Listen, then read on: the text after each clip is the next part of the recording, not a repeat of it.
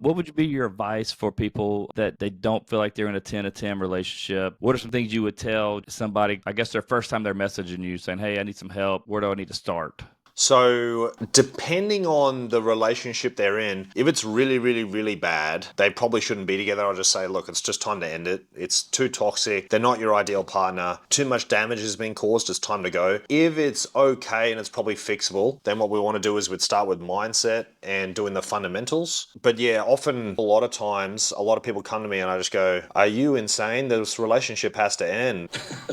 They've cheated on each other 10 times and there's been abuse and domestic violence and all this stuff. I go, you got to end it immediately. This is absurd. So some people they try to persevere through absolutely ridiculous situations. Don't be proud of yourself persevering through a very bad situation. That's not something to be proud about. That's just unwise. Yeah, I did hear one of your takes about infidelity in a relationship, and you said you can't come back from that. You said that's pretty much a deal breaker all along. Where do you stand on that far as that seems like it'd be a tough thing to come back from in any relationship to get back to, let's say, a 10 to 10 like you're talking about? I don't think it's possible. I think once infidelity or any sort of cheating's occurred, the relationship's over forever. Any sort of betrayal, it's too detrimental, it's too damaging to love at its core. Love's a very fickle type thing, so cheating and affairs, betrayal, all that sort of thing, it's so jarring in our brains as human beings that you're never going to be able to forget it, and it causes that long-term extreme damage which is too hard to glue back together. The other thing to remember, your ideal partner would never cheat on you either. A lot of people think the relationship's good and then cheating occurs and the relationship goes bad. It's never ever like that. The relationship's good and then it goes bad and then cheating occurs. That's the way it happens every time. So in a 10 out of 10 relationship, cheating never happens with anybody.